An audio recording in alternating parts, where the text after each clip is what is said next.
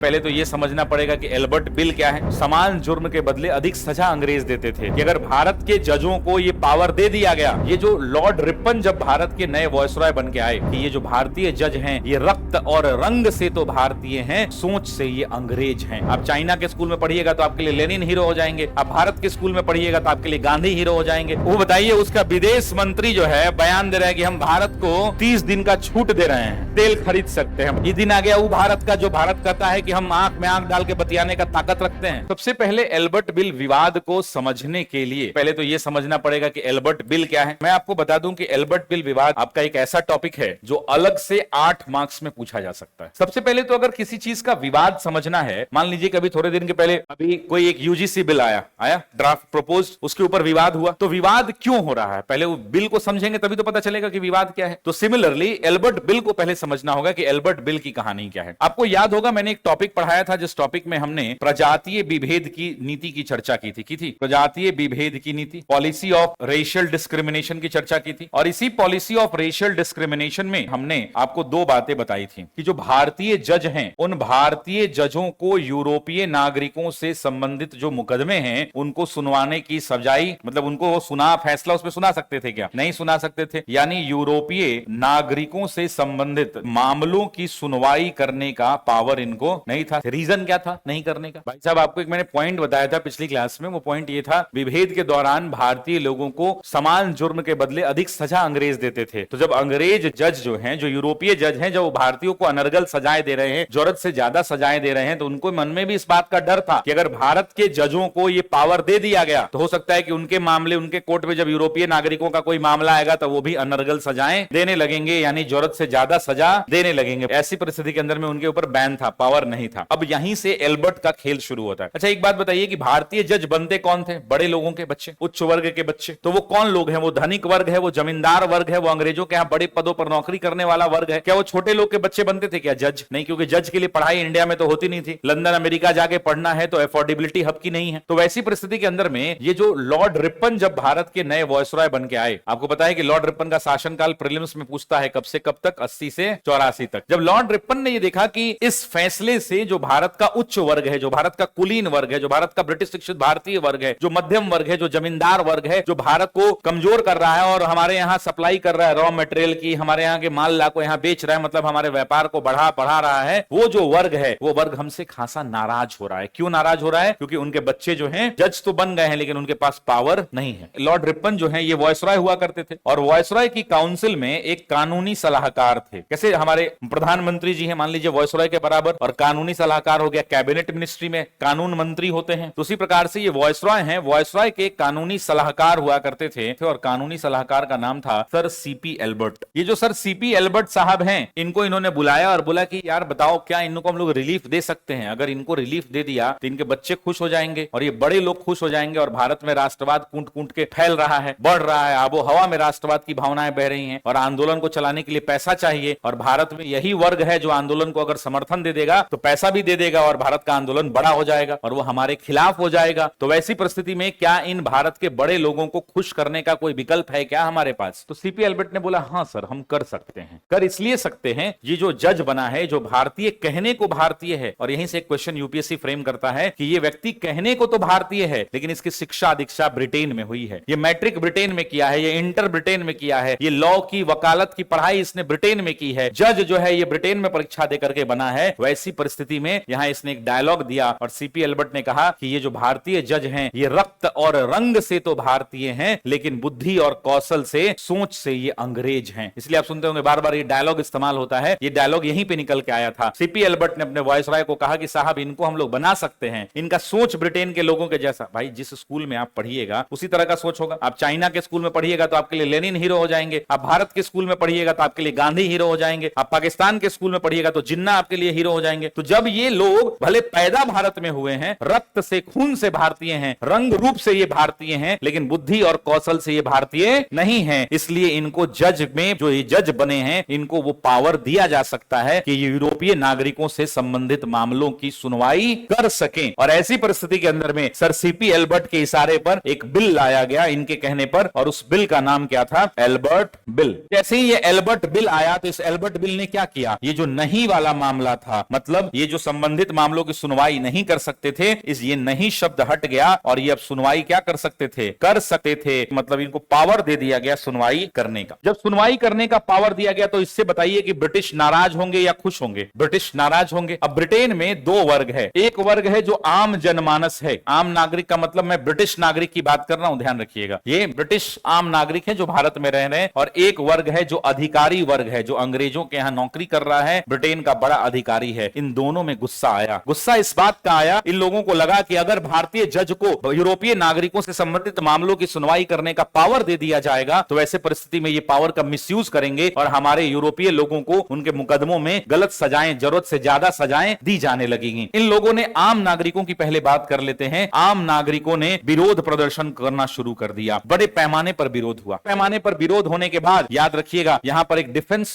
Organisation बनाया गया जिसका क्या नाम था, यूरोपीय डिफेंस संगठन या संघर्ष संगठन बनाया गया। और इस संगठन के निर्माण के तहत इन लोगों ने चंदा किया आंदोलन को चलाने के लिए। और इतिहासकार बताते हैं कि उस टाइम पीरियड में 1 लाख रुपए से ज्यादा का चंदा कलेक्ट किया गया। यूरोपीय नागरिकों ने पैसा कलेक्ट किया कि हम इससे खिलाफ आंदोलन चलाएंगे। और जब इन लोगों ने बड़े पैमाने पर आंदोलन किया, हर गली उससे आवाज आने लगी, तो ये बात महारानी विक्टोरिया तक पहुंची। यहां तक आप ये एक पार्ट समझिए। दूसरा पार्ट क्या है ये भी ध्यान दीजिएगा। ये जो अधिकारी थे, ये अधिकारी हड़ताल पर बैठ गए। कुछ इतिहासकार कहते हैं कि ब्रिटेन के जो अधिकारी भारत में पोस्टेड थे वो हड़ताल पर बैठ गए। अब सोचिए कि आपको कैसा लगेगा कि केंद्र में बीजेपी की सरकार, बिहार में बीजेपी की सरकार, और बीजेपी के उप मुख्यमंत्री मान लीजिए कि सम्राट चौधरी या विजय सिन्हा जी हैं, ये लोग हड़ताल पर बैठ जाए अमित शाह के खिलाफ। ये तो ऐसा ही हो गया ना कि जब अंग्रेज का अधिकारी, अंग्रेजी हुकूमत का शासन है, भारत गुलाम है, और वो अपने ही महारानी के फैसलों के खिलाफ या अपने ही वायसराय के फैसले के खिलाफ क्या कर रहा है, आंदोलन कर रहा है। तो ठीक वैसा ही हो गया कि एक राज्य का मुख्यमंत्री केंद्र के खिलाफ आंदोलन कर दे। जब ये हड़ताल होने लगा, इधर नागरिकों का पूरा विरोध होने लगा, ये एक संगठन का निर्माण हो गया, इसने 1 लाख रुपए से ज्यादा कलेक्ट कर लिया। तब जाकर अंग्रेजों की ये बात जो है, ये विरोध प्रदर्शन की बात महारानी तक पहुंची। और जैसे ही ये बात महारानी तक पहुंची, महारानी ने तुरंत लॉर्ड रिप्पन को बुलाया और रिप्पन को कहा कि रिप्पन, मैं ये नहीं जानती कि तुमने ये फैसला क्यों किया है। तुम एक उदारवादी वायसराय हो, तुम भारतीयों के हितों की रक्षा करने वाले वायसराय हो, तुम उनके प्रति उदार व्यक्तित्व रखते हो, लेकिन मैं ये चाहती हूं रिप्पन कि तुम इस फैसले को वापस लो। अब बताइए कि कोई शासक है, प्रधानमंत्री कोई बिल ले आते हैं और बिल लाने के बाद उनको वापस लेने के लिए कहा जाए तो चुनौती होगी कि नहीं होगी? ऐसे ही आप लोग देख रहे हैं ना, हमारे बरका चाचा वो बयान दिए हैं। कैसे घर में हम लोग के चाचा होते हैं, छोटे चाचा, बरका चाचा, तो हमारे यहाँ बरका चाचा एगो है। कौन? दुनिया का बरका चाचा कौन है? वो बताइए। उसका विदेश मंत्री जो है बयान दे रहा है कि हम भारत को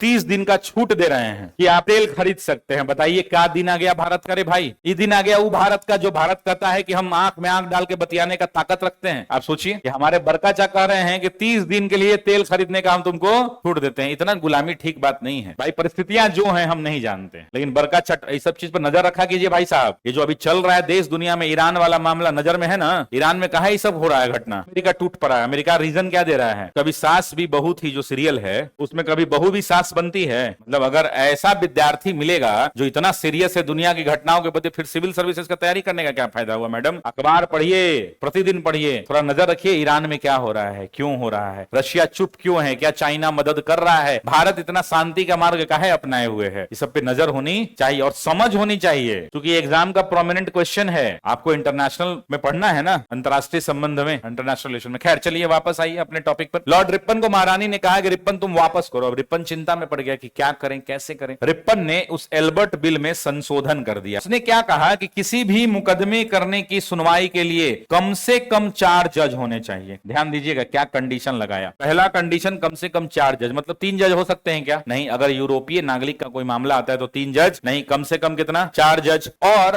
4 कम से कम है, यानी 5 हो सकता है, 7 हो सकता है, 8 हो सकता है। यस और नो? यस। उसके बाद इसने दूसरा कंडीशन लगा, कम से कम 50% अंग्रेज होने चाहिए। मतलब मान लीजिए कि अगर 5 गो जज है तो कम से कम 50, मतलब 2.5 जज तो होगा नहीं, तो ऑटोमेटिक कितना जज हो गया? 3 और 2 कितना? भारतीय। और आप जानते हैं ना कि हमारे यहाँ का जो जुडिशियरी है उसमें जज बेंच का संख्या क्या होता है? 1 2 3 5 7 9 11 और 13। 13 सबसे ज्यादा किस केस में? केशवानंद भारती केस में हुआ था ना। तो मुझे बताइए कि 5 जज में अगर 5 होगा तो इसके अकॉर्डिंग कै गो अंग्रेज कै गो भारतीय? 3 अंग्रेज 2 भारतीय। 7 होगा तो का 3.5 3.5, तो 4 अंग्रेज और 3 भारतीय। 9 होगा तो 5 अंग्रेज 4 भारतीय। 11 होगा तो 6 अंग्रेज 5 भारतीय। 13 होगा तो 7 अंग्रेज और 6 भारतीय। तो मान लीजिए अगर अंग्रेज जज एक तरफ झुक जाएंगे तो फैसला किसके पक्ष में? मतलब इसने रहते हुए हम लोगों को मूर्ख मूर्ख बना दिया, यही हुआ ना। और लॉर्ड रिपन ने बड़ी चतुराई से इस बिल में संशोधन कर दिया, बिल में संशोधन कर दिया। और संशोधन करने के बाद ऐसा संशोधन कर दिया कि फिर से पलड़ा किसका भारी हो गया? यूरोपीय जजों का भारी हो गया। वैसी परिस्थिति के अंदर में जब यूरोपीय जजों का पलड़ा भारी हो गया कि जो एल्बर्ट बिल था ये विवाद खड़ा हो गया। सवाल ये उठता है कि एल्बर्ट बिल से राष्ट्रवाद कैसे जागृत हुआ? एल्बर्ट बिल विवाद समझ में आ गया। सबसे पहले इसकी क्रोनोलॉजी क्या है एल्बर्ट बिल की? एल्बर्ट बिल की क्रोनोलॉजी है कि प्रजाति विभेद के तहत भारतीय जजों को यह पावर नहीं था। रिपन आए, रिपन ने देखा कि ये उच्च वर्ग है, इसका समर्थन अगर भारत में जो राष्ट्रवाद की भावनाएं, और ये टाइम पीरियड कब का है? 1883 का है, 1883 है। भारत में राष्ट्रवाद अपने चरम पर है इस टाइम पीरियड में। भारत की आबोहवा में राष्ट्रवाद की भावनाएं कूट कूट कर भरी हुई हैं। वैसी परिस्थिति में रिपन के कानूनी सलाहकार एल्बर्ट कहते हैं कि इन लोगों का समर्थन जो है, अगर आंदोलन को उच्च वर्ग का समर्थन मिल गया भारतीयों को, तो बड़ा गड़बड़ हो जाएगा। और वो उनके बाल बच्चों को अलाउ कर देते हैं कि भाई ये सुनवाई कर सकते हैं। इसके लिए एल्बर्ट बिल आता है। विरोध होता है, भयंकर रूप से विरोध होता है। एक राजनीतिक संगठन का निर्माण होता है और ये संगठन अंग्रेजों की तरफ से विरोध करता है। और जब ये विरोध होता है तो अंततः ये बात महारानी तक पहुंचती है और महारानी एल्बर्ट बिल में रिपन को कह के संशोधन कराती है। रिपन संशोधन करता है और ये विवाद जो है समाप्त होने का नाम नहीं लेता है। और अंततः फिर से भारतीय जजों को पावर को लिमिटेड और कमजोर कर दिया जाता है। दूसरे रास्ते से हेंगा कान नहीं छुके हेंगा छू लिया जाता है। एनीवेज, अब इसके बाद इससे राष्ट्रवाद कैसे जागरूक हुआ, ये क्वेश्चन है आपका। आप इस बात को समझिए। इससे मामला ये निकला कि जब ये सारी चीजें हुई तो भारत के लोगों को लगा कि अगर एक मजबूत राजनीतिक संगठन बनाकर अंग्रेजी हुकूमत के पास पहुंचा जाए, उनके खिलाफ विरोध किया जाए, संवैधानिक तरीके से किया जाए, प्रदर्शन किया जाए, अपनी मांगों को माना जाए, अपने लोगों को इकट्ठा कर उन पर दबाव बनाया जाए, तो सरकारें कितनी भी मजबूत क्यों ना हो, वो सरकारें झुकती